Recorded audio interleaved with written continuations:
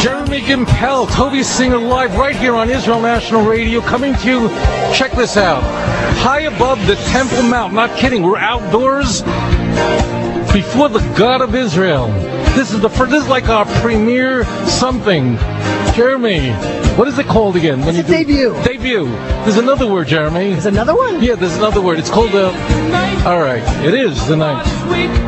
My body's strong. The song doesn't make sense. We have to come with a new song. No. Wait, I gotta ride like the wind. Oh, that works. To be free again, I gotta ride like the wind to be free again. Does that work for us? That works for me. I don't know. We may be 10 minutes away. Oh my God! Could you imagine if the redemption happens while we're on air? Well, that's actually why we decided to broadcast live on TV from the Temple Mount. It's Motzei Tisha B'Av. As the temples were destroyed, Tovia and I are making our way to building the third, taking your questions live from the center of the entire universe, live from Jerusalem. We're going to start off with just one email because it's so beautiful. They wrote us in with emails. We got questions. We have one guy online, but if you could just hold on to us, this is a beautiful question because it's so it's like so perfect. It's exactly the essence of what this show is all about. Jeremy. Yes. Just look back behind us for a second. It's tremendous. Oh my God. I don't know how. Just one little look. That is, wow. That is like, Jerusalem is like totally beautiful. Okay, we're the only Jews. I mean, you're the only Jew that I know that would do this. I mean, broadcast from the town to the entire world. I mean, you are like the chief rabbi of talk radio. Now, there's two parts of me. There's the true part of me and the other part of me. The truth is, this was Jeremy's idea because he's completely insane. All right, Jeremy Gimpel, Tovia Singer. This is the first time. This is our premiere. What's the word? Premiere, debut. No, there's another pilot. This is huge. That's the point. We're standing. Zechariah 8 through 14 is right behind us. I know that's the strangest thing to say, but that's the truth. We're taking your calls live on air. 1-800-270-4008. No, we are living biblical prophecy, and you, the listeners, have a chance to call in and be a part at 1-800-270-4288. But first, an email. Go ahead. Shalom. I am a Jewish woman who is on a very steep learning curve of Jewish history, Hebrew, Torah, Talmud, Midrash, and mitzvot, brachot, holidays, and Kabbalah. Every day I wonder why Jews don't believe in proselytizing, at least to our own people, when it seems that many Jews are converting to Christianity because of Christian proselytizing. I want to make sure that I can wrap my cerebellum around that question clearly.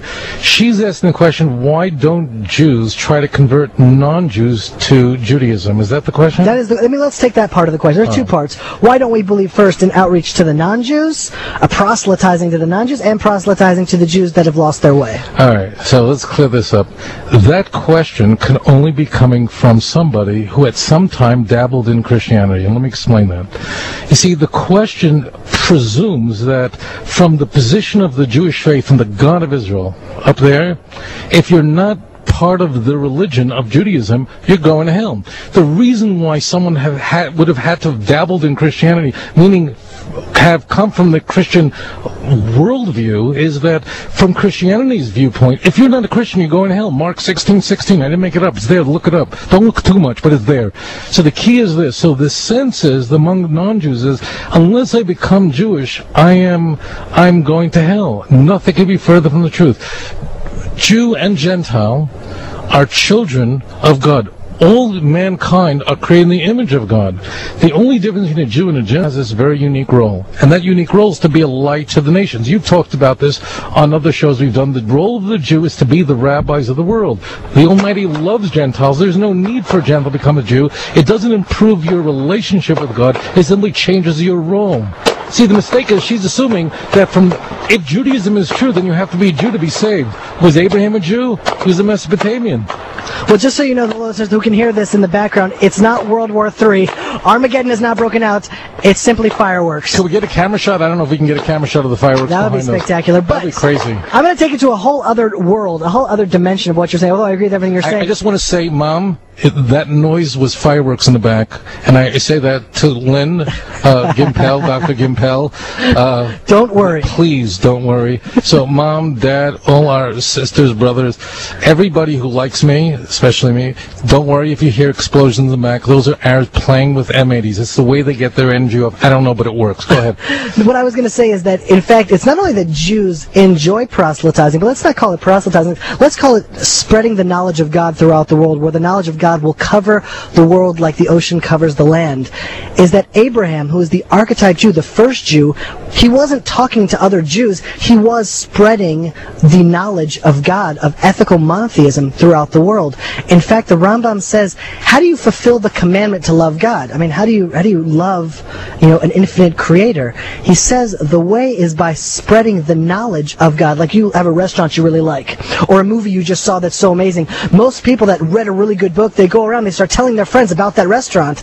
The way you express your love to God, because you can't hug God, the way you do it is you go around and you tell everyone about the God of Israel. Judaism, in its core, its entire purpose is to sanctify the name of God amongst the nations of the world. So it's not in order to convert them to Judaism, because not everyone's supposed to be Jews, but the idea of being a light to the nations, well, that really is the essence of who we are. Yeah, well said. And in fact, in the Messianic age, this is something we've talked about as well, the events that will occur are the ideal. So in the Messianic age, Zechariah chapter 8, wow, Zechariah 8. Let me just turn around for a second. Wow, okay. Zechariah 8 tells us, incidentally, that all these fast days are going to become holidays. Same chapter. Let's go to, instead of verse 15, let's go to 23. Last verse tells us that in the Messianic age, what's going to happen? 10 Gentiles, or people of different languages, will grab the shirt of a man who's a Jew and say, take us with it, because now we know God is with you. And say they're going to become Jewish. As Zechariah 13. We were studying these chapters this week. Sometime, what was it, 2 days ago? Some people talk about baseball. Jeremy and I talk about Jeremiah. We talk about the Bible. But Jeremiah, we're gonna pull this together. The ratings are going through the. Wow, look at that. All right.